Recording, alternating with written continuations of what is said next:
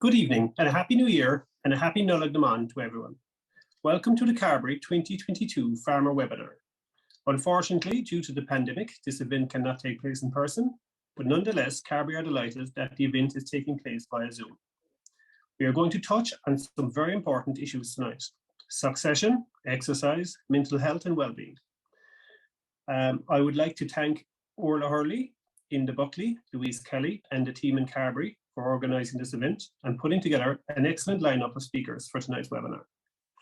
Dairy farming can be a very rewarding career choice, which is up there with any of the top professions, but no different to any other profession. There are difficulties and challenges, which can be very stressful for farmers.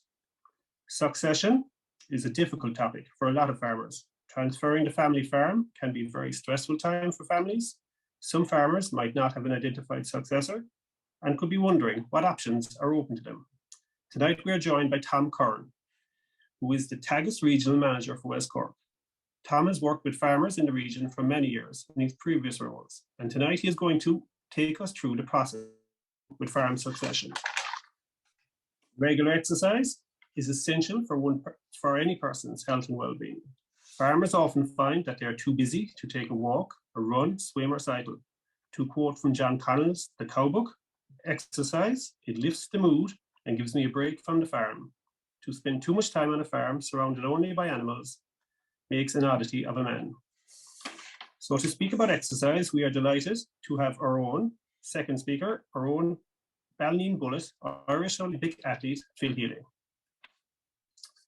Mental health and well-being. For too long a taboo subject, which was unspoken about. Farmers are working longer and harder than ever before.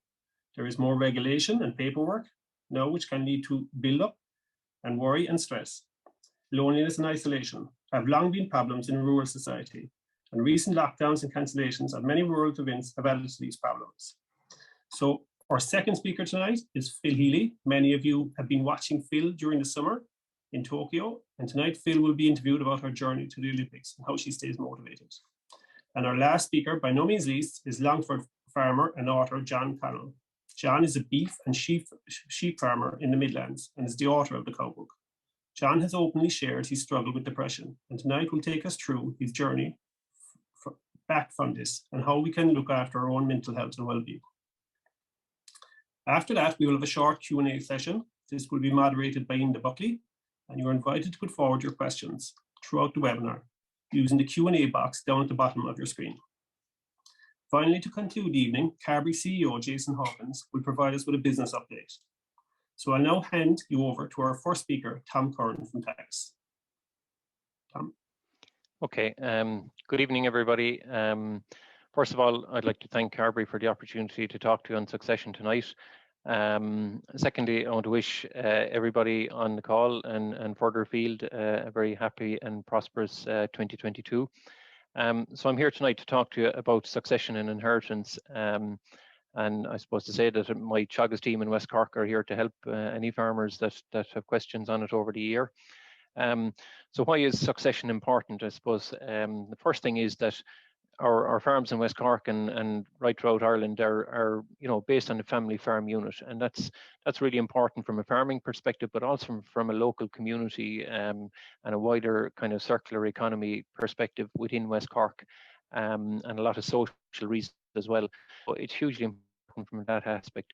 I suppose the second aspect about it, in my experience, as an advisor over the years, is that where succession is an issue, or the lack of a farming successor is an issue, key decisions are often deferred, and the converse of that is where a successor is in place, key decisions get taken. And a good example of that is the challenges we may be faced with climate change and the wider environment and big maybe investments that are required, and sometimes those are put on the long finger then when succession is an issue. The other thing about succession is that by bringing younger people into the industry in individual farms, you're bringing in maybe increased technical efficiency and know-how, new farming methods, and come in and make a very positive contribution to the farm business. And I suppose overall, from a West Cork context or from an Irish context, the overall age demographics and education status of farmers going forward is a reason why we focus on succession and inheritance. So there's 135,000 family farm units in Ireland. About 33% of farmers are 65 years and older. And I suppose one big positive from the figures from maybe 5 or 6 years ago when I did this slide first was that the proportion of farmers under 35 has actually increased in the last 5 or 6 years from about by about 1%, which sounds small, but actually is big in the larger context of things and puts us in a much better position than we were. So that's a positive in it, and you can see that in West Cork and in dairying, where we have a lot of very good young farmers coming into the industry across the sector as well. I suppose just one of the issues that was highlighted maybe by Macron Farmer in 2014 in a survey they did, and it's quite old data, but almost 50% of farmers said that they had no farming successor. And that's something you see a lot now when in discussions on succession, is that there may be no farming successor, but there are inheritors. There are children, sons and daughters that may inherit the land and make it available to existing farmers. So, but whether or not they'll farm it themselves is unknown. I suppose one of the key things I want to get across tonight too is about what is succession. Farmers, in my experience, always focus on taxation and legal issues when they talk about succession. But to make it clear, I suppose, that succession starts quite early in life, and it's about the gradual transfer of management and decision making on the farm. That's actually what succession is. So it can start quite early in a life. If you have a son or daughter on the farm, that and if they're out helping you doing tasks on the farm, that's all part of succession, and I'll go into that in the next slide. The inheritance is actual legal transfer of ownership, and that's either through a lifetime gift or inheritance through a will, or through the rules of intestacy. So that's what inheritance is. And I suppose when we talk about farm transfer, then it incorporates both of those things. On the left-hand side of this slide, you'll see a ladder and a guy climbing up it. And I suppose the whole thing about succession is that that I want to get across tonight is that every farmer listening tonight, or anyone that will listen to the recording afterwards, is on that succession ladder somewhere. So you're either starting out in your farming career, maybe in the first 5 to 10 years of it, on the bottom rungs of the ladder, getting your feet on the ground, getting going in your farming career. Or you're somebody in the middle who's well established and in the prime of your farming career and driving on, and maybe have a young family behind you. Or the third element of it would be, somebody who's in the twilight of their farming career and maybe looking at the exit door in time and wondering, maybe, do I have a farming successor or not? I suppose what I really want to get across here is that the group in the middle, to me, are a really important group in terms of the presence or absence of a farming successor going forward. And I'll refer to that in the next slide as well. So I suppose the question I'd ask of you tonight is, where are you on that succession ladder? And to be thinking about succession as you go through your career, not just as a kind of a recipient of gifts of land and so on, but also the impact that you can have on the next generation and whether they will choose farming as a career going forward. So what actually transfers during succession is practical farming skills. So learning to milk cows, learning to drive a tractor, dehorn cows, feed calves, all of those routine farm tasks that are done on a farm every day and throughout the year.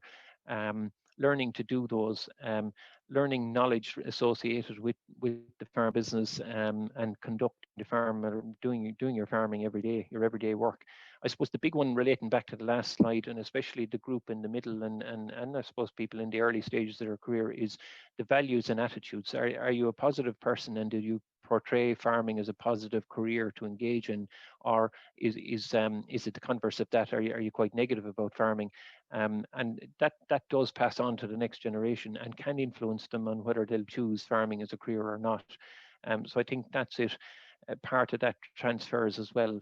And then I suppose responsibility, as you learn to do skills and get proficient and good at doing them, you can take responsibility. And I think it's really important for the older generation then, that are the existing farmers, to give that responsibility where it's warranted, and to allow the young person to take responsibility and make decisions, leading on to decision making, just mundane day-to-day decisions that need to be made, and then also long-term and medium-term decisions.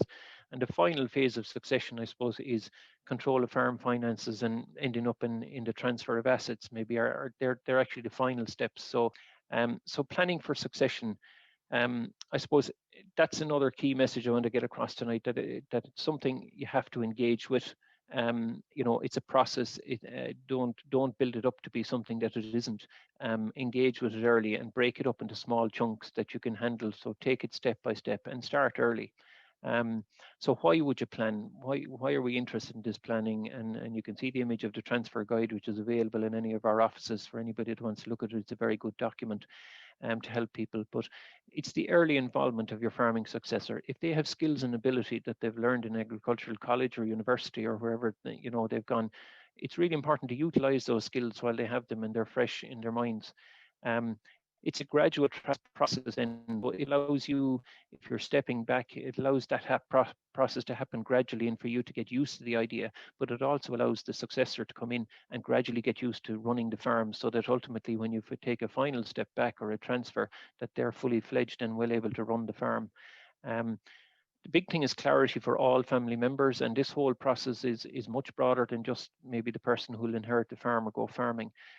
It's clarity for all the farm members and family members, and where their roles in and how each will be provided for.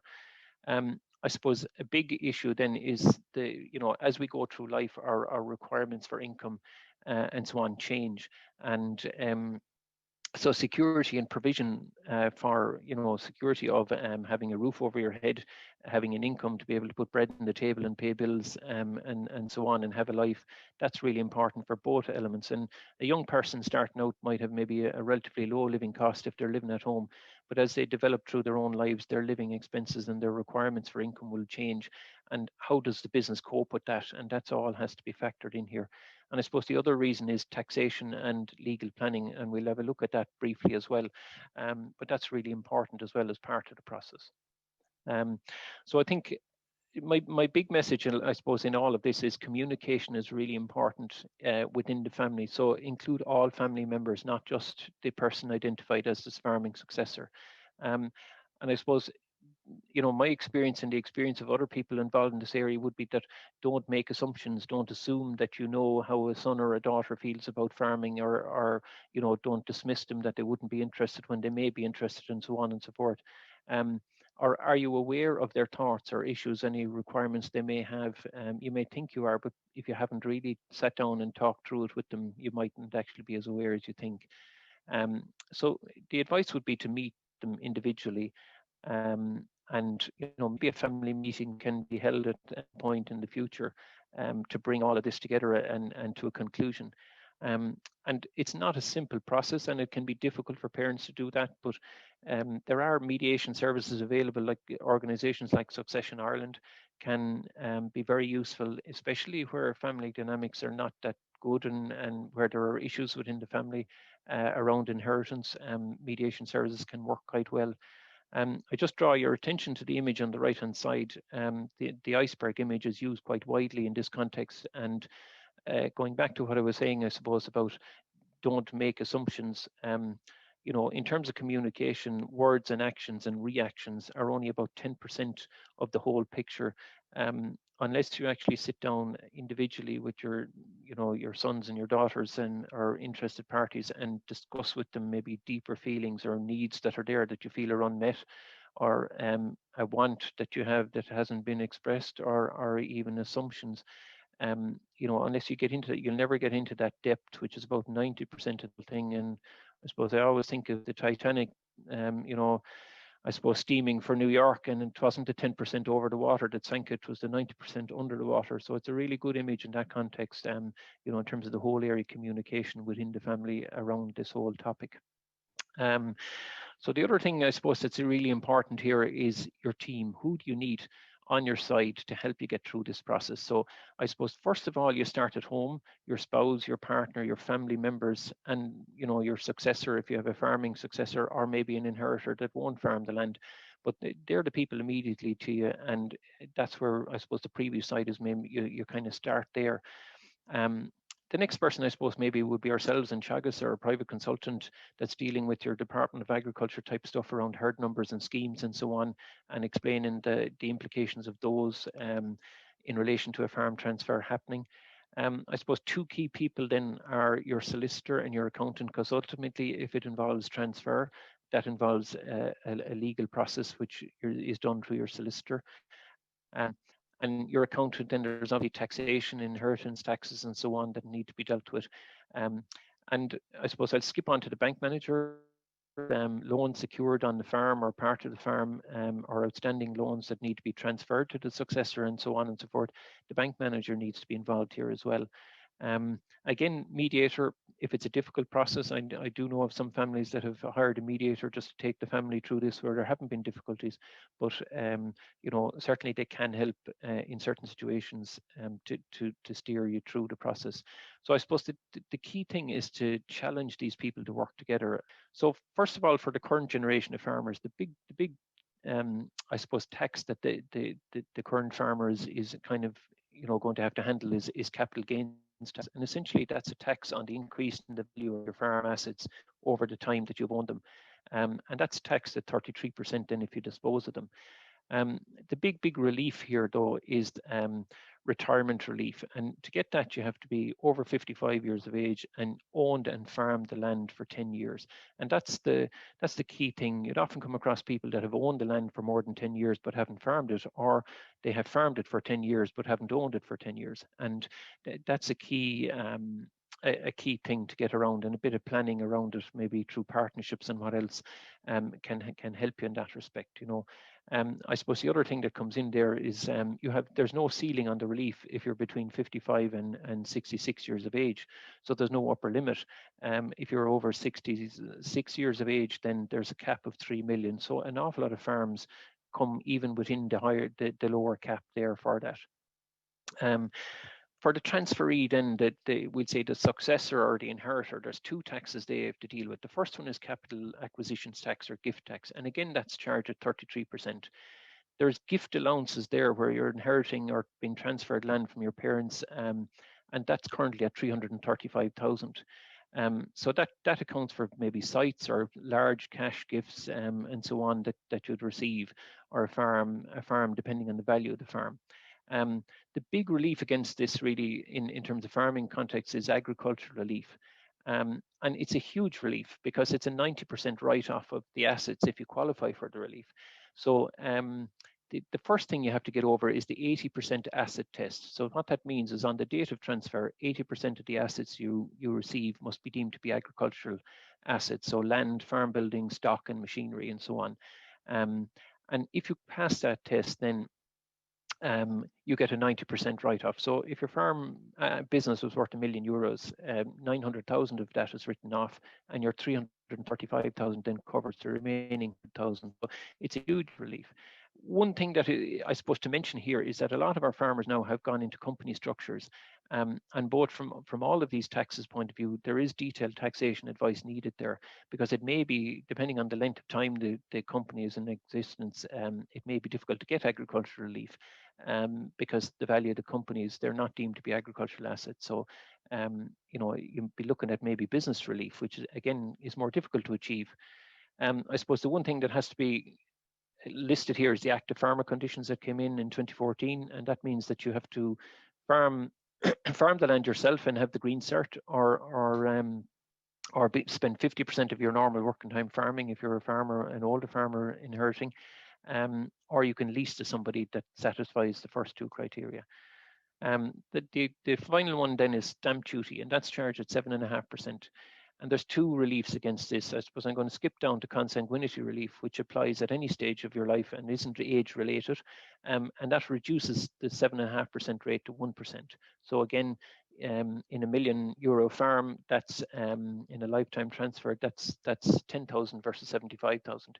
And it's important to state as well that stamp duty applies in lifetime transfers, not in inheritances on a will or otherwise. Okay. The big trigger here is the young trained farmer relief. I suppose skipping up to that one is the 35th birthday, and it's a huge trigger in terms of farm transfer. So the 35th birthday, if the successor, they must be under 35 on the date of transfer, and there isn't any wiggle room in that. Unfortunately, if you're 35 in a day, you're out for the relief. So yeah, the green cert, yes, you must have the level 6 QQI level 6 as is known nowadays, the green cert equivalent. And if you don't have that on the date of transfer, but you're under 35, you can still, you pay the stamp duty on that date, but you can complete the green cert within 4 years and claim back the route after. So utilizing those is really important in planning for them, especially at the last point on this slide, the cap of 70,000. That came in there a number of years ago, and basically there's 3 young farmer reliefs funded from it, and it's called the de minimis fund. It's an EU fund for young farmers, and so young trained farmer stock relief, young trained farmer stamp duty relief, and the succession farm partnership tax credit, which I'll mention in a while, they're all funded out of that, and there's a cap of 70,000. But if you plan for them, it's possible to actually obtain relief under all 3 of those schemes as a young farmer by a bit of planning. So again, another good reason for planning for succession. So just to mention the succession farm partnership, an area I would have been very involved in drafting the succession template agreement for the scheme in my previous role. But look, it's an incentive to encourage succession planning, and I think it's a very good incentive. It's an add-on to a standard registered farm partnership, which could be in place already, and that is important. It provides a great framework for an existing farmer and the next generation of farmer to come in and work together through a partnership structure. And the benefit is a €5,000 tax credit that's split on the same ratio as a profit sharing ratio for 5 years. So I suppose a credit means that it's deducted directly off your tax bill. So it's quite a very, it's quite a beneficial credit, or I suppose incentive there to get involved in succession planning if the successor is ready to get involved in a partnership with you at this stage.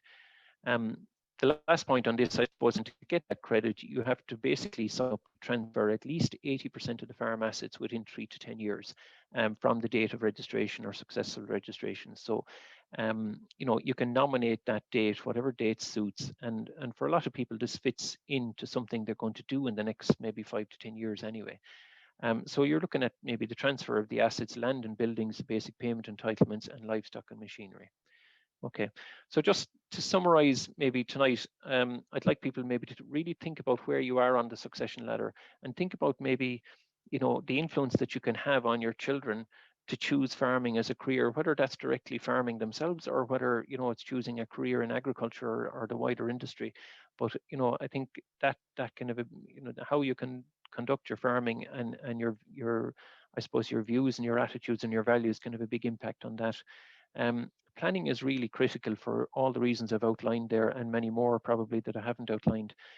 It's really critical to involve all family members to have a harmonious process if at all possible. And consider the succession farm partnership as a business model to steer you through that succession process and avail of the benefit that's there. So with that, I'll answer any questions as we go. So thank you very much. Thanks, Tom, for that excellent presentation on farm succession. I'll now hand over to Louise Kelly from Carbery for an interview with Phil Healy. But just before, let's remind ourselves of Phil's achievements last summer.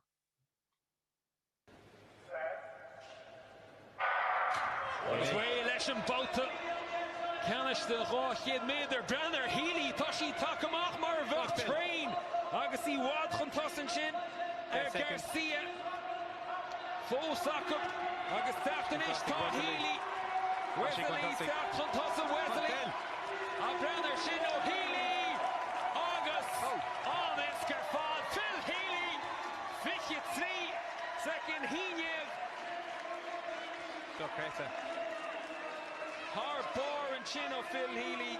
Conchianur or Chin. On Esker Fadek and Yurdishium. PB Takahane. Good evening, everybody. We're lucky enough this evening to be joined by local, now national, and I'm sure to be international legend, Phil Healy.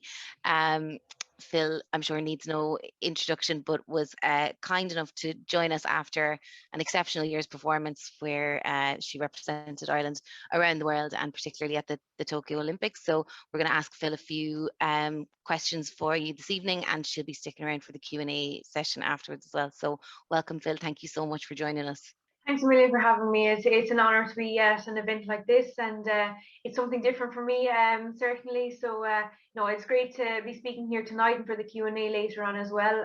So I'm looking forward to it. Super. Thanks, Phil. So as you know from our chats, this session we have been doing for the last few years to kind of kick off 2022 in a good, positive way for our community of farmers and farmer suppliers. So we're going to be talking to you about kind of your own motivations and your goal setting and kind of what you understand to be kind of the factors behind your success. But I think let's start off maybe for anyone that's not familiar with a little bit about your life yourself, kind of where you're from, where you grew up, a little bit about your family. Obviously we know you're from West Cork, but where exactly? Yeah, so I'm from Ballyneen. I grew up in Ballyneen all my life, so I'm 27 now. So it's probably been a good, God, I'd say 8 years before I've actually been living properly in Ballyneen, just with college and different things like that. So I have one older sister and 2 younger brothers. So my older sister used to always lead the way in running. Like, she was always the quick one. She was always known as the runner of the family. And I suppose it started back in like school sports, going to school in primary school in Enniskeane. She would always have been winning the school sports, and then with the community games. And there was one day Johnny Caulfield from Enniskeane asked her to join the athletic club because he was heavily involved in the community games, and we weren't in an athletic club at that point. So I was more going with her to keep her company. And she was 13 at the time, so I was 11. So it was at that time I was doing all the sports, camogie, football, hurling when you could play it with the boys, and then I stopped off. But yeah, it was just more going into band and then to join the athletic club, different group of friends there, and I was going for having the crack, to be honest. And I suppose right through the ways I continued all the sports up until I was about 17, so I was 5th year in school. There came a point where my athletics coach was like, oh, maybe the athletics isn't the sport for you. Like, I would have tried every single event, and by no means was I any standout performer in any way. Like, I wouldn't have been making finals or different things like that, but I continued it because I enjoyed it. Brilliant. I loved going to training. I loved having the outlet. It was a different group of friends, and I think it was when I was 18 years old, then I fully realized that I actually had the potential to continue this further, because I went to European Junior Championships in Italy. They were 2013. I went in ranked in the 20s, and I came out 4th. So that was the point for me where I realized I could fully go at this. I had just finished my leaving cert of moving to college to UCC. So at that point I decided to change coach. Everything was new and everything was a fresh start, and it all kicked off from there, really. Brilliant. And you grew up on a farm, is that right? Yeah, so the farm is literally just 100 meters up the road, so we would definitely have been up there when we were younger, feeding calves, doing different things like that. No, it was great growing up, and it was something that we enjoyed. And like, even to this day, like, our coaches would say you certainly had that natural strength and different things like that, and that certainly was doing from a bit of manual labor around the place. Bit of like early days chasing broke out calves and stuff, kind of, you know, introducing the speed factor. Absolutely, chasing after them when we were letting them run past us when we were supposed to be blocking them, different things like that. But yeah, no, it was great, and it certainly brought a different element to life as well, just that country living and just enjoying being out in the countryside, and I suppose just like running free. And yeah, no, sure. It certainly stood to us the whole ways. And so it was kind of when you, I guess, started in UCC, and then were you running for UCC at that time as well, or running for Ireland, or what was the next phase, I guess, when you decided that this career had kind of serious potential? Yeah, so I started off in UCC at the end of 2013. I did children's and general nursing, so I certainly made it tough for myself, balancing the night shifts, the long hours, 13-hour shifts back to back as a student, but I was training away at the same time, and we went to a major championship every year. And I suppose I was running for Bandon at the time, and I was running for Ireland as well at the time, but it came to a point where it wasn't possible to give the sport 110% while giving college 110% as well. And for me, Sure. education is just as important as the sporting side. And I suppose it was the course that I chose that wasn't conducive to this sport. So at the end of third year, I got an exit route out. So I still graduated with a health science degree, did really enjoy the nursing, but I was thinking like, okay, maybe when I'm 35, 40s is something that I'm going to stay with, and it probably wasn't. I would have branched off in some way. So I was like, right, I'm 21 now. Why not move now if it's not something that I'm going to stay with? And I remember my coach always said to me, don't look back with regrets. And that was my opportunity at that time to make the move and give the sport a shot. And I moved into a career in IT. Still had all my degrees the whole ways up because I wasn't leaving college with nothing as such and having no fallback. So I graduated with a higher diploma in UCC, and then I went on to WIT then because my training group was based down here in Waterford as well. So that probably was the start of another further probably development in the education side of things. I completed my master's in enterprise computer software, and the running took a massive, I suppose, improvement as well, because I had my coach around me all the time. Up to that point, he was living in Wexford, I was living in Cork. I didn't have my training group and different things like that. So it certainly had our challenges, but we overcome them because I had no other choice as such, and you have to deal with what you have. And obviously then when we came together, it was a lot more conducive to performance. Brilliant. So obviously there have been many years of hard work leading up to this year, but 2021, you've had a good, amazing run of success, but 2021 in particular has been a huge year for you. So I guess take us through some of the highlights of this year for you personally, and kind of was this in the plan? Have you been kind of building up to this being the year, or are we kind of looking forward to hopefully better things to come again from you? Yeah, 2021 certainly was a massive year, and obviously it was a very uncertain year at the same time, and that was hard as an athlete because we weren't sure if competitions would go ahead. Could we travel? Were Olympics going to go ahead? They were already postponed a year, and we had everything geared up for 2020, and then what you've worked for so many years is just taken away from you. So Sure. You then have to pick yourself back up and fight for that performance in 2021. And there was all these thoughts in my head, right? I was performing really well in 2020 before everything locked down.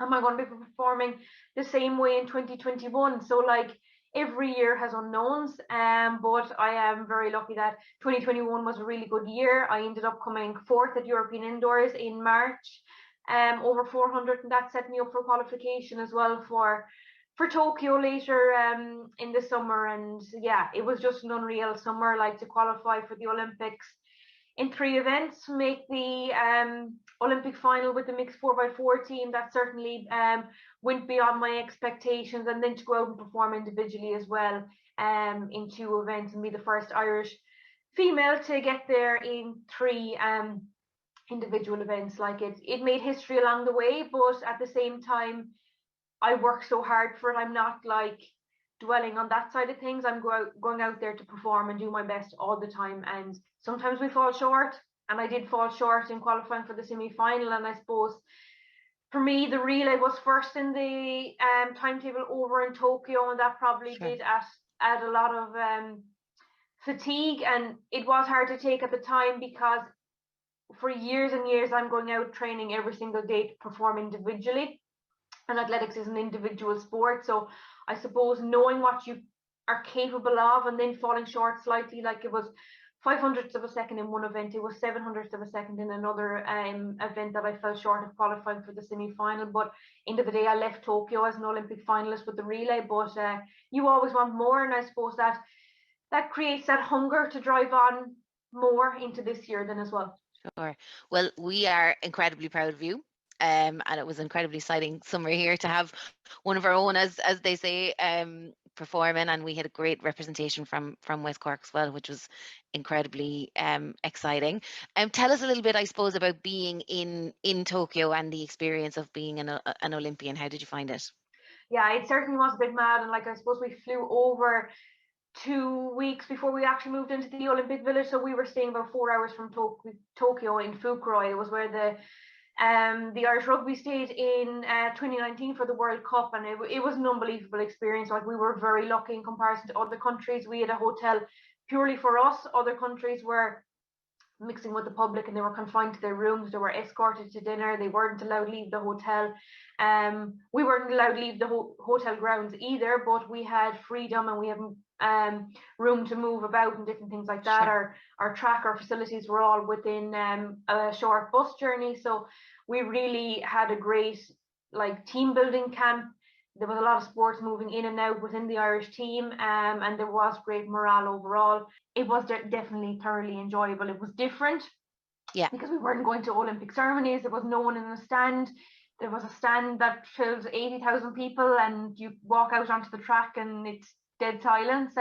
So that was a bit mad in that way, but I think we would take all of that for the Olympics going ahead instead of having to postpone it year after year for things to return to somewhat normal. But end of the day, it was thoroughly enjoyable.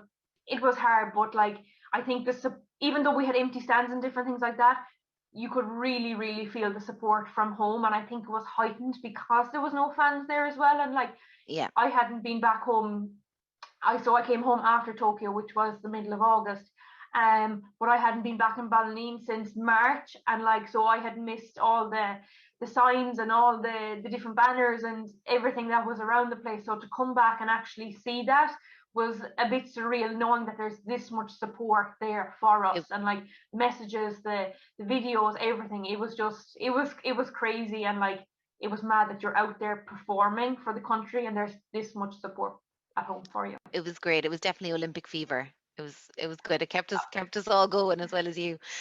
So Phil, we might kind of as we come to the end, what we might try and touch on is a little bit about your, I suppose, your kind of personal routines and mindset, attitude yourself. So you touched a little bit earlier on the fact that athletics is in a lot of ways a kind of solitary sport, and obviously similarities to farming there, in that a lot of farmers are kind of on their own and have to motivate themselves, and kind of keep themselves going through a lot of setbacks and that kind of thing. How do you what are the tips that you use, I guess, to keep yourself motivated and focused, and any of those kind of that would be useful for other people to know? Yeah, so for me, I certainly would be very driven and very determined. So I think if you have a goal that you want to achieve, everything is focused towards that. And I think you just have to take it day by day, because it's the day by day builds the consistency, and then you're building it week to week and you're month to month, and then you're at the end goal before you know it, and you're getting that step closer to achieving it. I think if you look at it as okay, here's the end goal and there's a massive chunk that I need to do to get there, it can become very, very daunting. So it's literally the smallest of improvements or the smallest of steps can make the massive impact and the most rewarding impact. And for me, every day isn't good. Let's be realistic. There's days where I go out onto the track or in the gym and I'm why am I even doing this sport? And then you look back and you're okay, you've had these thoughts, but you achieve so much at the end of the day. But there's days where you want to quit, and I said earlier, there's days, is this sport feasible to continue on? And I guarantee you, because even living in a farmer household, it's tough. You see bills coming in day after day. There's things that you have to do. There's it's a constant 24/7 job. There's no switch off at times, and it's hard. It's demanding. It's so much pressure, and there's so much probably uncertainty and lack of security maybe at times as well. So there is definitely a lot of relatable things, even though you may not think between the sport and the family or the farmer work life and lifestyle and different things like that. But I think because both of them are so individual, at the same time there is that. And even though athletics is an individual sport, you really have to lean on your team around you as well, and that's no different to everybody else in this call. Like, people are there around you, people are going through the same thing, they have the same worries, the same fears, and sometimes talking to someone, it could be the smallest of things. Like, I have a sports psychologist, and for me, she's the only female in my team. Like, I have male coaches, physios, nutritionists, and sometimes it's going for like a simple cup of tea for me, and like it just really like removes a lot of like stress, anxiety, different things like that, and it just gives you that boost to just continue on again, instead of like letting it eat yourself up. Because I certainly will be hard on myself if I'm not performing well, or if training isn't going well, and different things like that, and you're actually nearly digging a bigger hole at the same time. And instead of like stopping in your tracks and go, okay, let's reset and refocus here, and let's be practical, because everything isn't going to be positive and sunshine and rainbows all the time.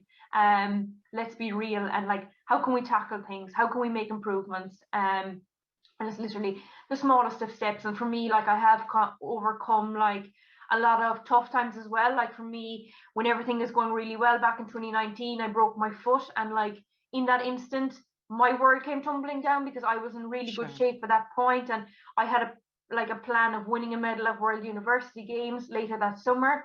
But that plan A wasn't possible anymore, so my plan B became my plan A. And you just have to adjust, you have to adapt. And I think adapting is the biggest thing, and you learn so many lessons through those moments. You may not realize it at the time, but say for me back in 2019, the way I had to adapt, and the way everything, like, I run all the time, and I'm walking out of a hospital in a boot and crutches, and I can't run, and I'm learning how to walk again, not a mind to run. And I think that transferred. Then when we came to lockdown, I was able to cope a lot better. So I think you learn all these coping mechanisms, you build your resilience, you deal with negativity, and you just have to adapt and overcome. And that's literally it. Reset, refocus, and adapt and overcome always. And you certainly have overcome, as you said. We've all been through a funny few years, but none more so, I think, than our athletes. So Phil, if we might just finish on a positive note and kind of looking forward. I guess we're at the beginning of 2022 now. I know everyone is joking about not wanting to have any high hopes for this year in case we, upset the karma. But I think it's good to have be thinking about the kind of positive things that we can do, I guess, to kind of have a good year. Can you give us a couple of tips for either mindset or training or nutrition or anything along that lines that you'll be doing, or that you would kind of advise, share with people that they could do as well for kicking the new year off to a good start? 100%, and it is about focusing on the positives, because there is so much negativity in life right now, in the world, and just the way things are. So like, you need to have that positive mindset, and as I said, every day isn't going to be a good one, and you just have to accept that, and the next day is going to be better. But it's literally the small things, and it is so important to keep active, to keep healthy, because it's that feel good factor. And whether that's walking for 5 minutes and building it up to 10 minutes the following week, it's the small things, and it's getting out, it's getting in the fresh air. And like, it is hard in that farming lifestyle, because you are constantly going, and when you come home you just want to sit down and relax. But it could then be the small things of eating healthier to feel better, and you may not realize the impact that it does have, but it is massive. And it could be drinking more water. It's just the small little things that add up over time, and it's just that general healthier lifestyle. And again, don't compare yourself to others. There could be someone else and they're off running half marathons and marathons. Like, you could be just going for, as I said, for a 5-minute walk, getting out, taking the dog out, doing whatever, going for a walk with the family. It's the small things, and they all add up, and it's doing it for you and what you want to do. And it may not be walking, it could be dancing, it could be anything at all. And it's just meet people when you can. So like, get that interaction, that feel good factor, and don't lock things up, because it is hard enough time as it is. Brilliant. One last very local issue that we need to clear up. So obviously we all know you as the Ballineen Bullet down here. The national media rechristened you as the Bandon Bullet when you were doing your Olympic coverage. Are we pulling that back? Are we going back to Ballineen Bullet here now? You can confirm, and we'll set the record straight. 100%. It's always going to be the Ballineen Bullet, born and bred in Ballineen. So Bandon, the only reason Bandon can adopt me for is running for the Athletic Club. So yeah, it's Ballineen Bullet through and through. Okay, noted, guys. We have that now on camera. Phil, thank you so much. That was absolutely great. Really appreciate your time. Thank you very much for having me.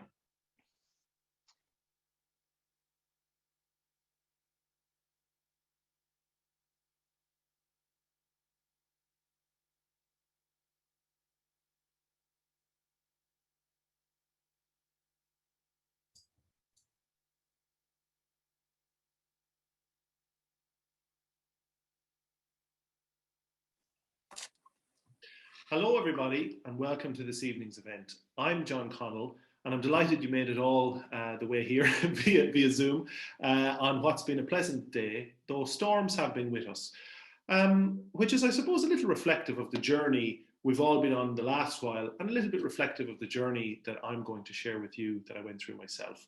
In short, I suppose, managing the rough with the smooth. I'm a writer and a farmer from Longford, and I run a mixed beef and sheep farm with my parents here in the Midlands. And my writing, which you might know, the Cow Book, is about where I'm from, County Longford, and the farm and the life we live here.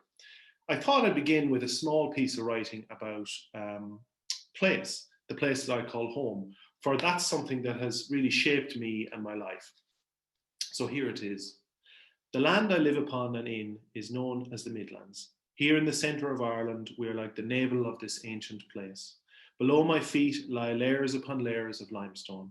Sometimes, when I am standing upon this land of ours, I think of the meeting point that this place is, that the water pouring through stone has not just shaped the rock, but us.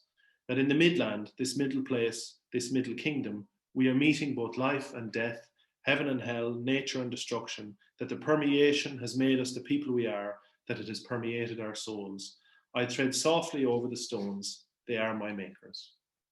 Now, flowery, I know, but I wrote that piece during the first lockdown in 2020, and I was thinking about the inner world, the sense of place, which has brought me a great sense of peace in this time because it's place that makes us and place that holds us. In place, I think we can come to understand our world, and as Patrick Kavanagh, the famous poet, said, the local can become the universal. Now, I'm here this evening to talk to you about minding your mental health as a farmer and also minding your mental health through COVID. And that's something that we, I suppose, are all very aware of. We've lived through 2 years of this. We're coming into the third year. It's no easy task, and there's no one clear one-fits-all size or remedy to what that is for people. But I'm going to try and give you some notes about what it is. Minding our mental health through COVID in particular, we've saw sweeping changes around the world, and every country has become an outpost, and in a way every house has too. Looking back now, I can see that we all went through a collective experience in the first lockdown. There was a societal anxiety, a feeling of stress, and of course the obsessive checking of symptoms in the fear that we contracted the bloody thing. Now, this collective anxiety was scary for many people, but I'll be honest, as someone who has already faced mental health issues in the past, I knew instinctively that I'd be okay. So why did I know that? Well, as someone who's already faced mental health issues in the past, I have what I call a well of positivity to draw from. And in my short talk today, I'm going to talk about that nature of building your well of positivity. If you have that well, you can face pretty much all the challenges life throws at you. So to give you a little background to me, I grew up in Longford, and I went to college in Dublin, and I ended up in Australia on a scholarship. And as I was a young journalist working in Sydney in Australia, and life was pretty good, but and my career was good and very busy, and I was carrying out work and investigations and making programs for the telly. But this was the time before I had discovered the well of positivity, and my mental health started to take a dip downwards. And I firstly didn't really know what was happening because we weren't taught about this in school. I didn't have the knowledge or the emotional knowledge and learning. And secondly, I didn't have that well to draw on. That journey would ultimately take me 4 years from start to finish, where I went through my own dark night of the soul. And that's an old religious term, but essentially it was a dark time, and I worried about my mental health, and I didn't really know how to counter it. It was a difficult time in my life, but it was the beginning of the most important period of my life. You see, I was someone who travelled all my life, but I hadn't taken the most important journey, the one inside. Now, this might sound a bit hairy-fairy, but having a relationship with yourself is so important. A bit like the pandemic, I had no roadmap, no tools to understand what was happening and where I was going.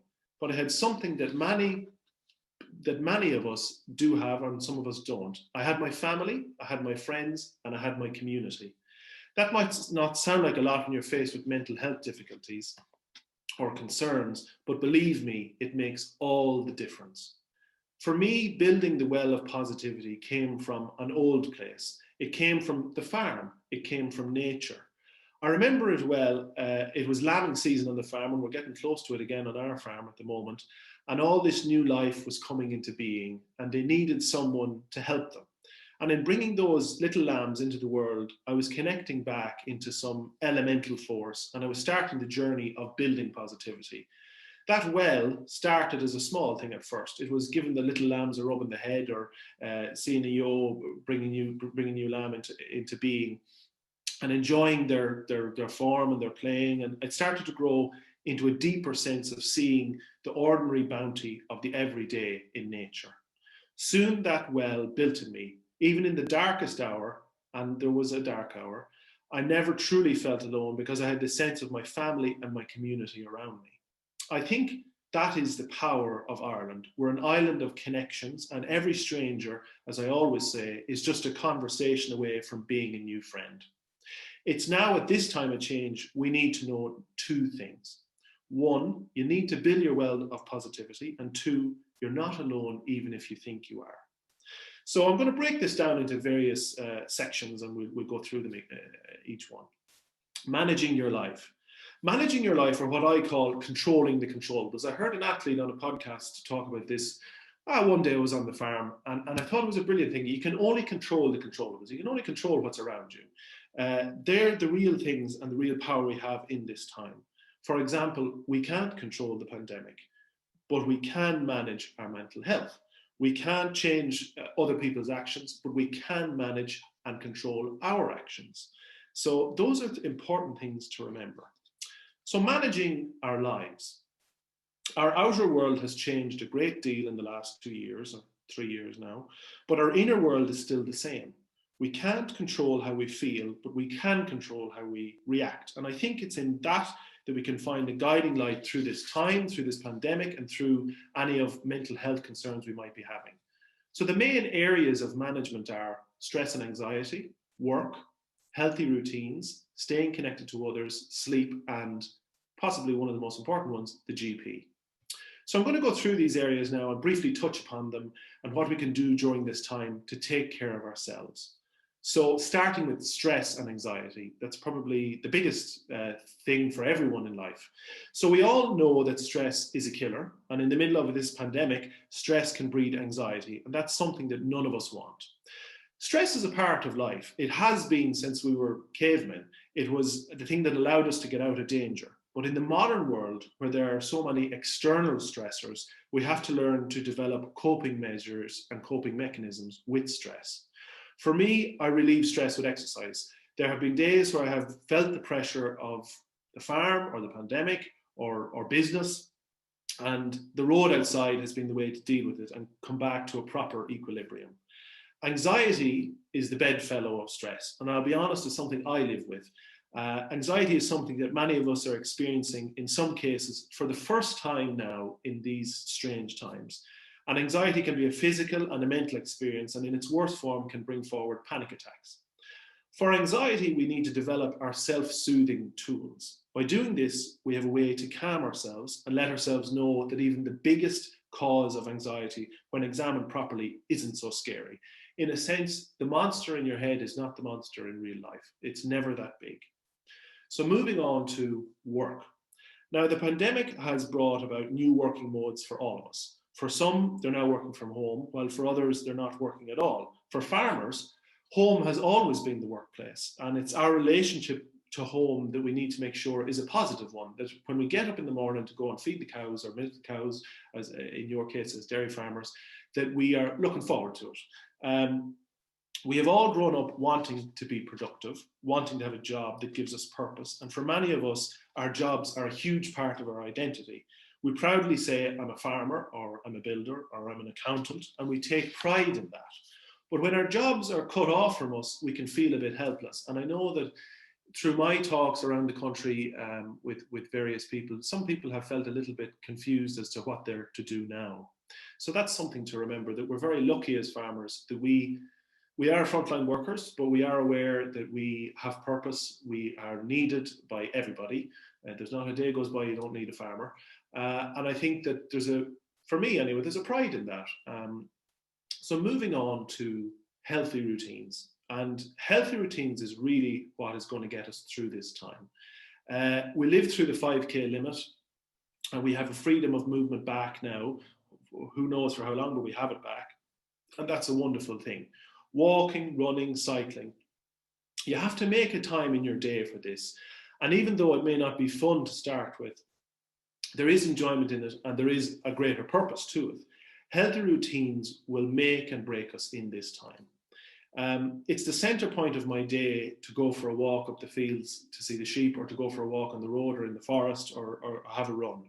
And I think it's a way to manage stress and anxiety. It's also a way to put a little bit of distance between you and whatever stress is cropping up that day. Dr. George Sheehan was a cardiologist from America, and he was also a runner. And he used to say that today is the great event. You have to make today your masterpiece. And I think it's in this we have to approach each day as our masterpiece.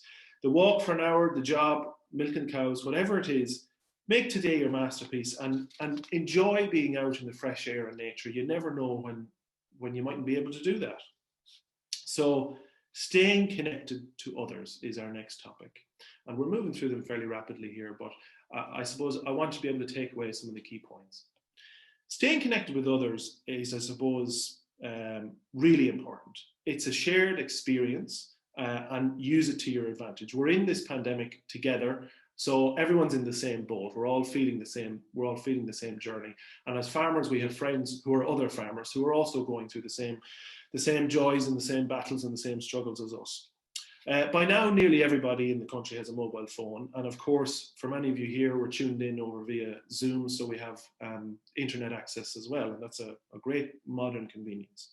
For me, I have a group of friends I call each week to find out what's happening in their part of the country or the world. I call it the check-in. I find out what's happening in their lives and what they're up to themselves. You realize two things when you talk to your friends. One, life is going on regardless of this pandemic. People are falling in love, building houses, and starting new jobs. Two, the world didn't stop, so why should you? And three, your friends will reconnect you with the good things in your life and then remind you of the positive stuff that has happened in a week or 2 weeks since you talked to them. For me, having a wide group of friends to call upon allows me to not overburden one friend, and it allows me to have different opinions and news coming into my life. So staying connected with good friends and family really makes a huge difference to our mental health in this time and at all times. Even social media, which we hear so many negative things about, is great. We can talk to friends on the other side of the world. Just don't get sucked into too much of the fake news stuff. Staying connected with others allows us to feel support and give support and feel like we have a network around us if anything should go wrong. And remembering that, I suppose, our friends and our colleagues, they only want the best for you, and they're there to listen. And likewise, we're there to listen to them. Moving on to our next topic is sleep. Now, sleep's a very precious thing in times of stress. And in a time of a global pandemic, we have to mind our sleep like we do our physical fitness life. Sleep is a way to balance out our days, and a good sleep hygiene, as they call it, is really important because it sets us up for the next day. Keeping our sleep routine, even if we find ourselves not working, is really important. Getting to bed early and getting up early. Staying in bed might be tempting, but unless you're really tired or run down, it's not your friend. We need to keep our days and nights structured. And you know, it ties into mental health, I suppose. And a friend once said to me, it always struck with me, mental is like dental. mental health is the same as your teeth. You have to brush your teeth every day, otherwise they rot out of your head. And similarly, you have to mind your head every day, otherwise it'll rot. So moving on to the last topic of mental health itself. This is the thing I wanted to touch on. If you're not feeling well over a continued period, then it might be time to go and see the GP. I know we all hate going to the doctor, but they're your first line of defense when things are down. For me, in my mental health journey, I resisted going to the doctor at first, and I said, I don't need to see a doctor, I'll get through this. I was labeling it as stress, as overwork, but things gradually got worse before they got better.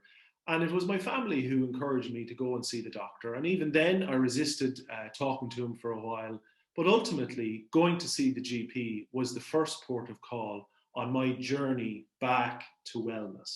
And it was probably, there was a little bit maybe of embarrassment, a little bit of a feeling of a sense of weakness, but there's nothing weak about that. You have to remember that it's okay to not feel okay, as the famous cycle for suicide people say, and it's totally okay to get help. Getting help is actually the action of a brave person and a smart person. Hiding away in the shadows isn't going to help you or your family or your friends. And remembering what I said about our social connections, the people around us only want the best for us. And we have to remember that. So the stress of our busy lives as farmers can take its toll, but we have to think smart. We have to remember that it's a daily exercise, a daily activity, a daily motivation to keep ourselves well. So that's the tools of building your well. Building your well by doing all these things will get you to the other side of the week. It'll get you to the other side of the pandemic, whenever that'll happen. Hopefully the end is nigh. And you'll have come to know that everything will come to an end and a brighter day will come where we can all be together. And a brighter day, for me, it does come, and it did come. I faced a very dark time a number of years ago, and if it wasn't for my family and friends and the willingness to get some help after a while, I wouldn't be here today to talk to you. So my message is, if you can take one thing from this, it's to remember that your well is there to be built, that all those around you only want the best for you, and ultimately it'll make you a better person, a better farmer, and a better parent and guardian and partner. So building a well of positivity will allow you to get through all facets of life. So you see, when we go through something like this pandemic or mental health, there's a transformation of the self and a transformation of the soul that's going to take place. You're going to build up that well. When you go through the dark night, there's nobody who can take that away from you, and it gives you a new strength. Nobody knows what's in front of them. If you did, sure, what would the point of being living? It's great to know that there's a new adventure every single day. So fill your well, and I hope that you've enjoyed my talk. Thank you for listening. Well done, John. Brilliant presentation, and some really insightful and stimulating, I think, thoughts there as well from Tom and from Phil. So yeah, we're on to the panel discussion, and we've got some questions, I suppose, that we'll put to the guys. I might start with you, Tom, because you were on first. Just on succession, Tom, legal issues around ownership and farm structures. Would you have any kind of tips or advice around that, Tom? Yeah, so I suppose in any discussion on succession and inheritance, a will is absolutely critical. I suppose a will gives you control of where your assets go. If you don't write a will, the state decide where your assets go. So, you know, a colleague of mine has always said that 50% of the audience tonight may have no will made, and the other 50% may have a will that's well out of date. I suppose I'll give you an example of two cases I would have been involved in the last 4 or 5 years, where, you know, the beneficiary of a will actually predeceased the farmer who died by between 5 years and 10 years in the second case. So, you know, a real obvious example of maybe where a will should have been updated to save a lot of heartache and hassle. So that's the first thing. I suppose the other thing I would say is in terms of how is the land owned? Is it owned solely by the farmer? Is it jointly owned between the husband and wife, and so on?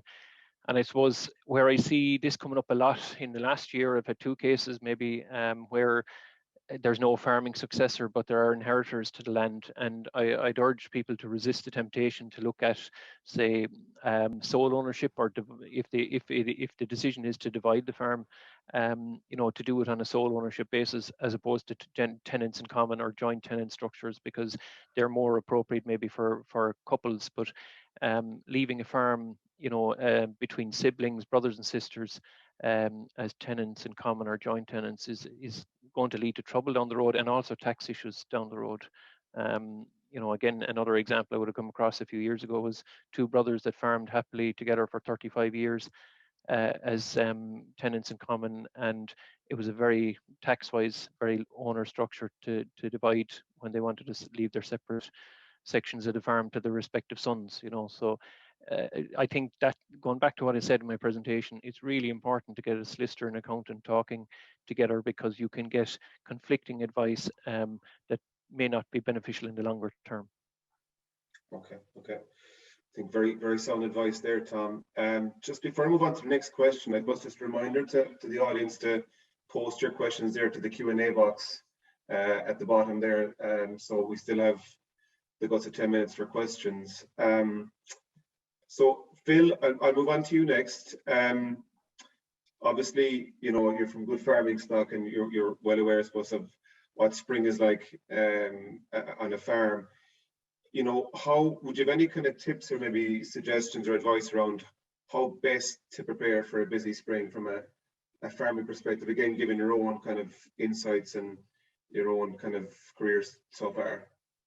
Yeah, and I think, look, every day is different, and you can't put every day back to back the exact same way, because anything can happen, and it's certainly a very busy time. But it's just about, and similar to what John said as well, it's just about doing what you can for yourself, and like, your sleep is so important, and because you don't have that consistency day to day, no day is going to appear the same. You just have to, I think, reset and refocus at the end of the day, get things in where you can get things in. There is no predictable elements to it, and it's just look after yourself in every way that you can, because there could be more stressful times ahead, and you could already be depleting yourself. So it's just about, again, building up that boost box, that energy, and different things like that to be prepared for what is ahead. But it is hard to say, but when you have the time, get that bit of exercise in, get that feel-good factor, whether it's meeting people,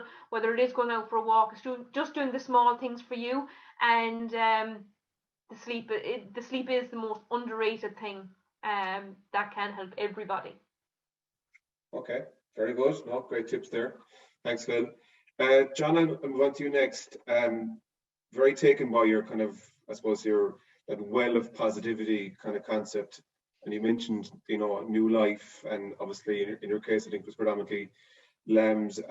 But I suppose it's predominantly dairy farming, I suppose, down here. And some guys would have, you could have 6 to 12 calves, calving every night. So it's quite intense. And that new life actually can be, I suppose, a big challenge. So again, maybe you might give maybe some kind of suggestions or advice there as to how maybe farmers can look at it from a different perspective, or again, any advice, I suppose, John, coming from a farming perspective again that you have. Yeah, I'm the poor cousin here as a beef and sheep farmer. I suppose, it's everyone in their lives has periods of stress, and 12 calves in a night, that's pretty bloody stressful. And I suppose you have to take the breaks where they come. And, I often remember, when I went through my own dark time and it was stressful, you do get to a point where that stress will end, that there is a break. And 12 calves a night aren't going to come every night. It's not going to be for a month, or, bar you have a ginormous bloody farm. But it will end, and having the knowledge that you will get through this. And I suppose it's the little things. I often remember a friend said to me, he said, the secret to life is very simple. And I said, oh, Jesus, what is this? He said, it's loving yourself. And I said, right, how do you mean? He said, well, getting a cup of coffee for yourself when you deserve it. or having a chocolate bar, or whatever it is, having that little treat and motivation to say to yourself. And I often remember in lambing season in particular, you'd be up in the middle of the night, and I'd say to myself, I'm going to go in now and have a cup of tea and a scone, and I'll come back out in a half an hour and I'll see what's facing me.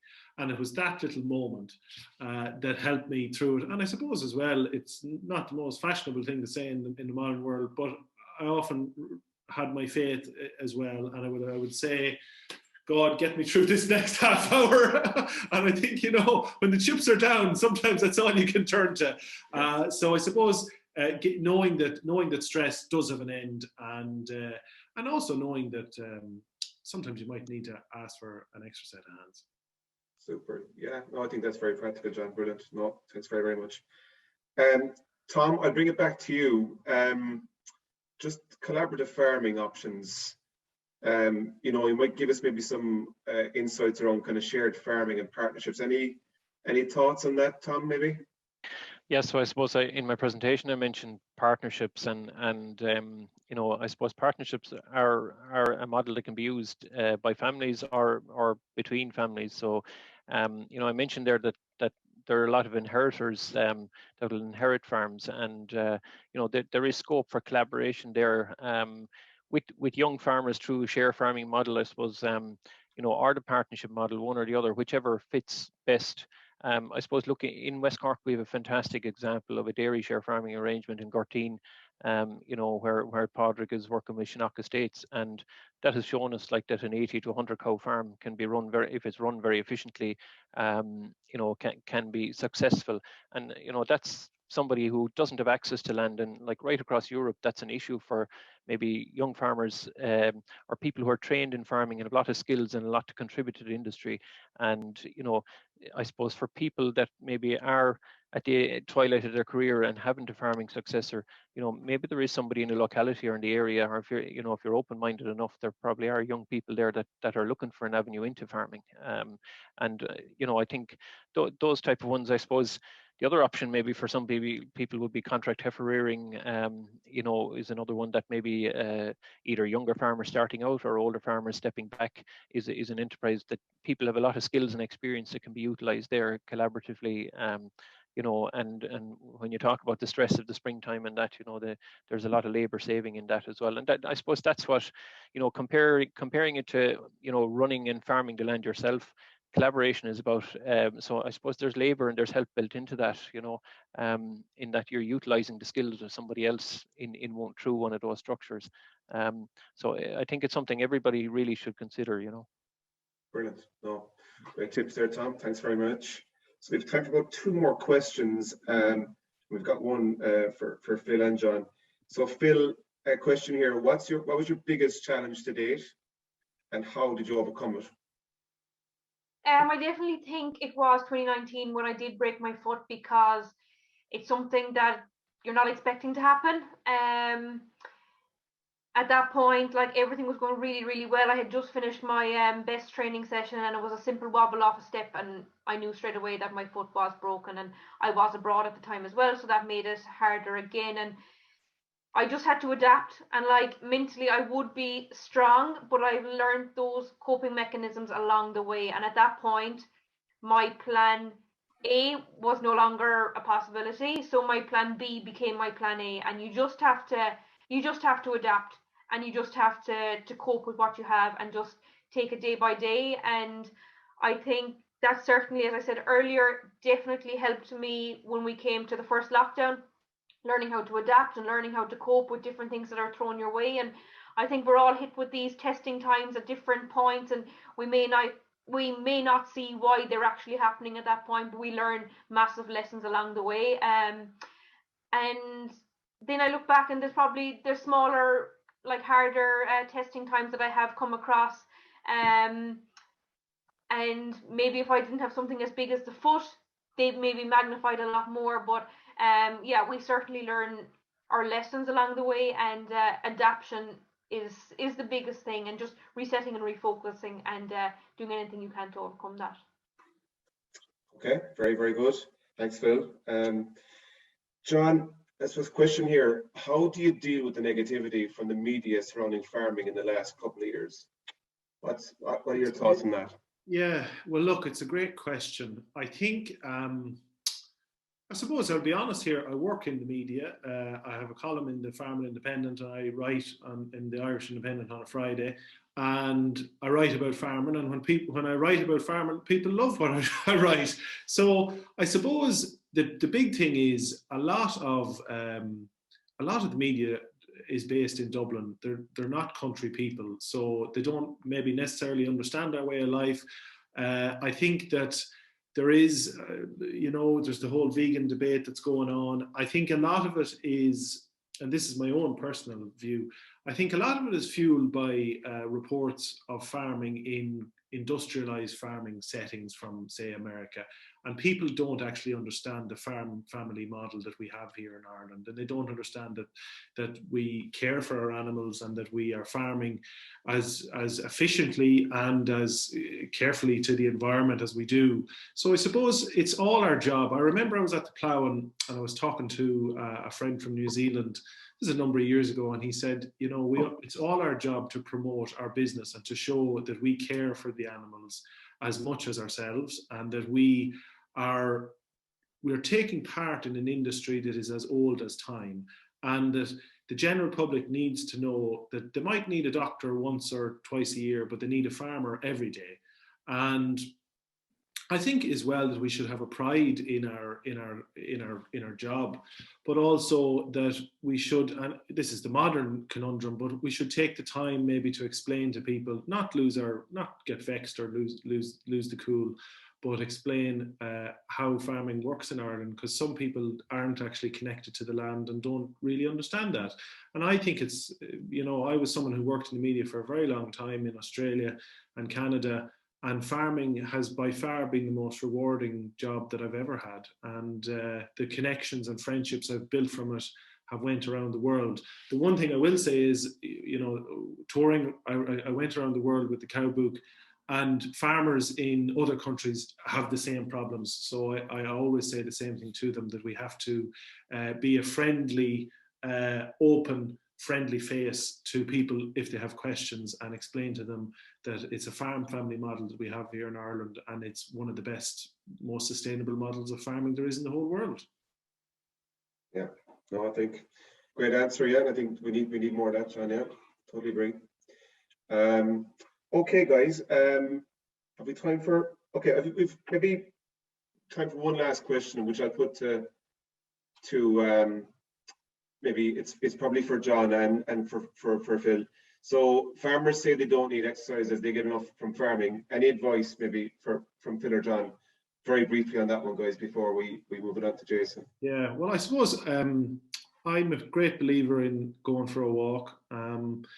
I do a bit of running. I wrote a book about running. I love it, but I think on a basic level, getting out for a walk is a great, simple exercise that you can do.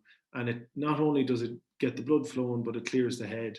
And where some days it might be difficult to get to the gym or get to the pool or get to the bike, going for a walk is very achievable. You only need a pair of Wellingtons and you can walk up the fields, even if it's for a half an hour. And I think the 30 minutes of exercise a day is going to make all the difference in the world. That's Phil, maybe you have something to add on that. Yeah, it's a hard one, and I know you are, from the minute you get up in the morning, you're on the go. And I suppose the last thing that you want to do in the evening is do more exercise than that. But if you think about it, like when you are on the farm and day to day, you're whatever you're walking to, or you're walking through the fields, doing different things, you're doing a job. Whereas if you go off and do a walk in the evening, as John says, that's your time to switch off. Do you know, like where you're not going from one building to jumping onto machinery in a short little bursts of exercise, and you're constantly on the go because you're on a mission to do something. It's just about getting that time to switch off and relax, and whether that's going out and meeting someone else and going for a walk and a chat instead of being on your own all day. If that's the case, it's just the small things. But I know what you're saying, that there is an awful lot of exercise each day, but it's just a different type of exercise, I suppose. Okay, brilliant. Guys, we'll wrap it there, because we're going to move on to Jason for the business update. But just, I was, for me to say thanks very, very much for your inputs, your insights, your advice. I think all the presentations were very, very stimulating and very, very interesting. And I think the answers to the Q&A as well, there's some great tips and advice there as well. So thank you very, very much. I'm now going to hand you over to Jason Hawkins, the Carbery CEO, who's going to give a business update for 2022. Over to you, Jason. Great. Thanks, Inda. It was a great session there. I'm just going to share my screen here. So hopefully no technical issues. So hopefully you can see that at this point. So I'm just going to take a few minutes here to give a brief business update, speak to markets a little bit, and just some concluding thoughts. So just maximum 10 minutes here. So I guess just looking back a little bit on 2021, I think we're all tired of saying the C word in terms of COVID, but look, we obviously did have to deal with it again and again. I guess that my key takeaway is the great staff that we have here in Ballineen, but around the world, that continue to show up day in, day out, and as we know, particularly during peak season and so on, managing our way through that. While last year we were still rolling out vaccines and so on. So again, acknowledging that. Look, again, last year was our full year of the new plant with the new plant. So obviously we commissioned it the year before with some minor quantities, but last year it was full on and again during peak. So, and thankfully, like anything, you'd expect some hiccups, but quite minor in the grand scheme of things. And then, in terms of that product finding its way into the marketplace, lots of success there. So that was great. Look, as we all know, the dairy markets were quite, robust and strong, particularly as the year went on, which is great. We did see, the cheese lagged the other commodities. I mean, in particular, it was a story of butter and protein strength first, which is pretty typical of, when things get tightened and demand outstrips supply, then you'll see those products go up first. And typically they'll weaken first when things start reversing, but hopefully, look, things will stay up there anyway, and cheese will continue to strengthen. New products, look, you can see a product there, an Irish mozzarella. So again, on the new line and available in store there. So that's great. Last year we also in the US we acquired Innova, which complemented our global savory flavors portfolio, and so that integration is in full swing and certainly going well, and the acquisition so far is delivering as we expected. Look, when we started last year, 2021, Brexit and the soft Brexit or hard Brexit, or I'm not sure what it was called or is called even today, was still an unknown, and I think we're still working our way through. Look, we see the headlines every day that we're still not sure how this will all pan out. And thankfully, look, our product still went into the UK market, but we are seeing, I guess, some more competitive activity from, in particular, local cheddar manufacturers in the UK market, and we're seeing trade deals and so on as well. So look, I would say, while Brexit, in terms of the kind of hard Brexit risk, might have gone away, we're certainly not sitting back and being overly complacent about that. Sustainability, I'll speak to it again in a moment, but look, I think one of our big call outs and really goes to Enda and the team here it was around Farm Zero C and winning the Science Foundation Ireland call for funds and so on, and that's very significant. And I think, look, not only in terms of the research and so on, but really more so in terms of back to, I guess, some of the discussions around publicity and so on. It certainly got a lot of good, positive attention in the press and so on. And I think, look, a lot more to come from that as well. And then lastly, look, 2021, the business did perform well, solid business performance. So amongst all the other things, the business met its targets and so on. So 2022, look, again, COVID, it's ongoing. We'll see what happens, but hopefully, look, we're well set up to manage our way through that right now. The people piece here is really important. Look, we all see it, the availability of labor. We talk, you hear about the great resignation and so on as well. And really what's important for us is that we retain our key people, and our people are critical to us. Of course, we hire new people and so on as needed. And we need to have the right culture and be attractive and so on around that. So we have a big focus on that as we look at 2022. Ongoing focus on the milk price returns and making sure that we're optimizing those.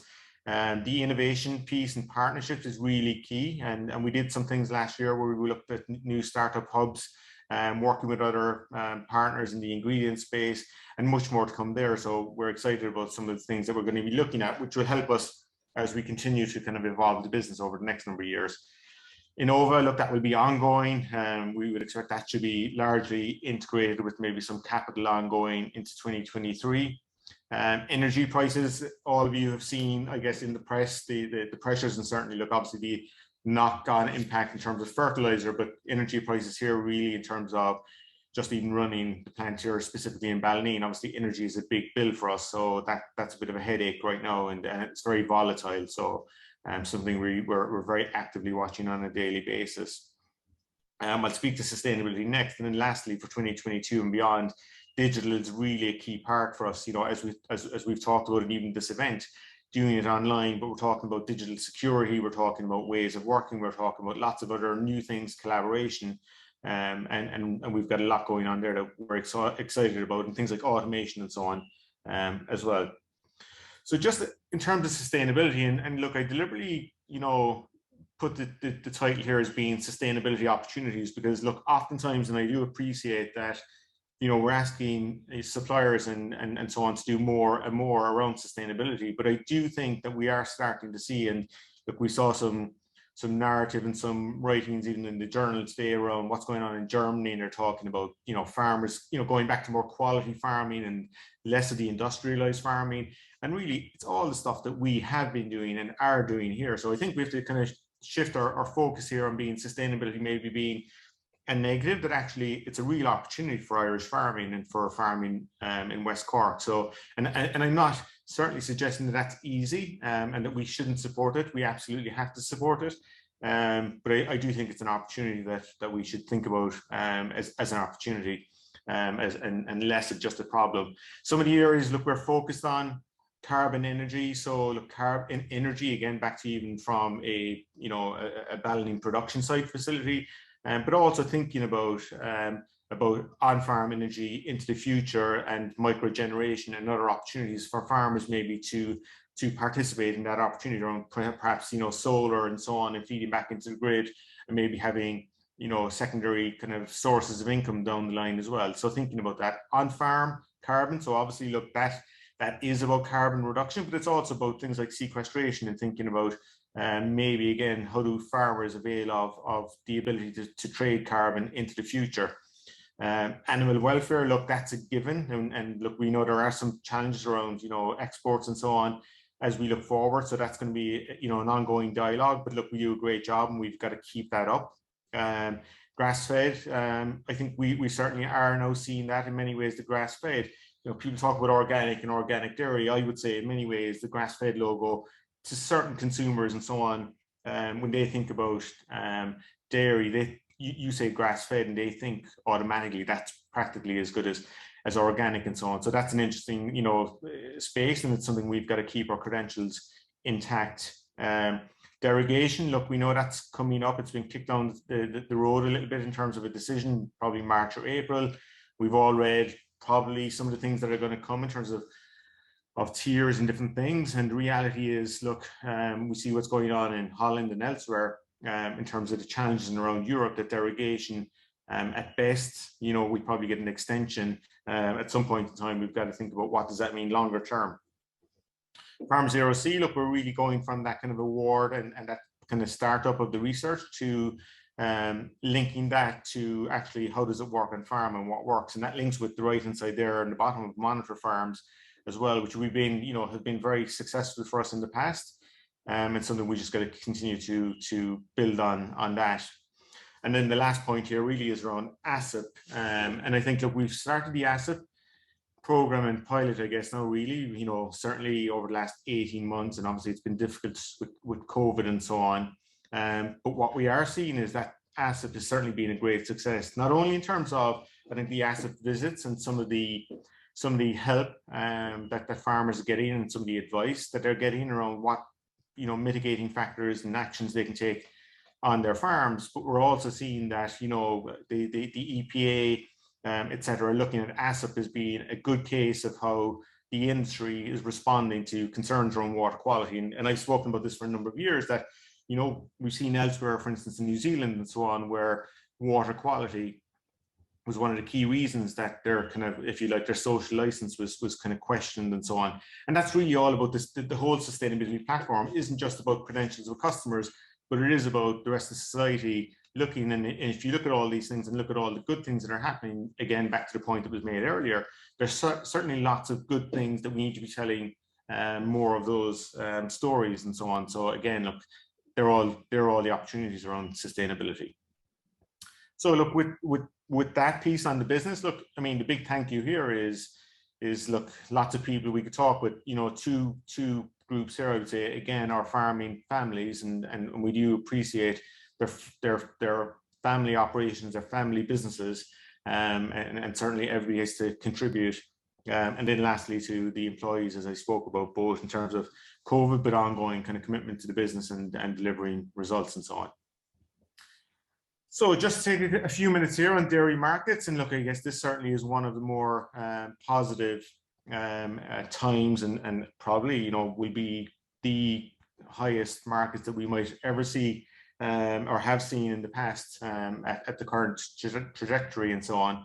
If we look back at 2021, look, dairy demand was resilient. The retail demand kind of waned a little bit in the second half. But food service, you know, again, in the second half versus 2020 in retail, but it was still ahead of 2019, if you like, before COVID. And we also expected, however, food service would be stronger, but we all know that tourism didn't quite recover fully right across Europe in particular. So that there were kind of pluses and minuses there. As I said, strong protein and butter prices, while cheese was slower to kind of maybe we see that pick up. Two stories, I guess, around, you know, protein really is the last point as well, is around China. China was very, very strong in terms of buying that. And then lastly, butter, very much, you know, in our case, a European dynamic of with supply declining throughout the year. I mean, again, if you look at the big dairy producers, France, Germany, Netherlands, etc., and butter just not being quite as available as it normally would be. And that was really just that supply demand dynamic around butter, which led to prices increasing pretty dramatically there. As we stand, markets certainly are firm, and I'll speak to that in a moment in terms of the supply and demand. The forecast for 2022 from various sources. US milk supply, look, you know, it's going to struggle. Last year it did really incredibly well in the first half of the year, so it's going to struggle. Some commentary that it might actually be weaker in the first half of this year in the US versus the first half of last year, which was very strong, but overall that roughly at 0.75, so under 1% of growth in the US. Obviously a lot of pressures on inputs there, both in terms of feed and fertilizer, etc. there, and even labor availability is a problem. Expectation right now that Irish milk might be 3% versus probably, you know, somewhere 5.5–6% in 21. EU milk supply will be very, very modest again, 0.6% estimate, so that's pretty flat. It might be a little bit stronger in the first through the flush, given a kind of a poor spring last year, but it won't be anything crazy. And then the other of note here really is New Zealand at 1%, and some would argue that that might be hard to achieve, given that they really struggled with weather during their peak, which is now gone. So that's something that we've got to watch. So if you think about global milk supply, somewhere in the range of 0.5% and 1% next year, that being very modest by historical standards. If we look at demand then, I mean, really, you know, the global demand, the outlook is that it'll be +1. So that's always a good thing, obviously, when demand is slightly stronger, or predictably slightly stronger than supply. Certainly when you're already in a market where inventories are really tight, there's not a lot out there. So, you know, you're really, anything that you're producing is potentially just getting moved on. From a US perspective, look, domestic demand will be relatively flat, but again, that's not bad. It's been strong, certainly in 2021. But it still should deliver 1% growth. EU, again, modest increase in demand, so it'll be fairly flat again. The risk being here that you will see, which in particular in Europe, with high prices, you'd see a move from branded to private label, and obviously, look, that's some of the challenges around when you think about branded products and Kerrygold and so on as well. And you'll just see a general pressure on pricing from that. So that's a bit of a watch out. China, again, kind of if it's a sideways arrow here, is if it's flat, that isn't the worst thing in the world, because they've had a really strong 2021. But we did see some easing of imports later in the year. And I guess the big question is the Chinese economy, and we see some of the property issues and so on over there right now, that the general economy might be kind of faltering a little bit. And the question is, will dairy buyers, are they worried about what's going on in the market, and will they either take a step back, or will they just continue to buy in the market? And that will have a significant impact, particularly on protein prices, as I said. And then Middle East, North Africa and so on is, pretty flat, muted outlook. So overall, dairy demand projected to be, pretty decent at 1%. So things to watch really, I guess, are, look, inflation, and inflation applies to both, energy prices, labor, packaging, shipping, etc., and also the inflationary impact on dairy prices on shelf. So again, if these prices hit too high a level, we've seen it in the past, consumers just won't be able to afford them, and particularly with other inflationary impacts on people's take-home pay and so on as well, you will see that they'll move away again, particularly from maybe branded products into private label. So it's something to watch. Obviously, supply and then farm gate margins will be a watch out. So, obviously with strong prices globally, you would expect that supply would increase, but as we all know, look, the margins have been significantly impacted by things like fertilizer, feed, and so on as well. So we'll all be eager to watch what happens with supply and even weather in Europe, certainly in the early part of the year, and to see what happens with European supply. So, however, sustainability and regulatory environment, as we all know, is something that's out there. I mean, we see what's going on at the moment. The Dutch government talking about, maybe another reduction in the herd there of significant amount. We see New Zealand still kind of back and forth in terms of numbers. So there's a lot of, certainly more pressure on probably supply from a sustainability regulatory perspective. The COVID piece ongoing in terms of, look, obviously maybe from developed markets, vaccines have been rolled out, but there's a lot of emerging markets that are important for dairy markets that really still have low vaccination rates. So that's something we keep an eye on. We want to see our cheese markets continue to improve here as we go through 2022. And then, as I said earlier, the China imports piece is going to be something that's very important to global protein prices. So look, in conclusion for myself, the business is robust. So, we feel good about where we ended the year. We feel good about our plans for 2022. Dairy markets are firm with a positive, certainly the first half of next year. It all looks pretty good right now. Managing through COVID, look, we just have to do that and keep watching things around that. And hopefully, look, this current, I guess peak might pass well through, before we hit our own milk peak in April, May, and so on, and beyond that. So again, maybe timing in that regard is okay. Sustainability I spoke to, and again, it's about making that a positive, not a negative.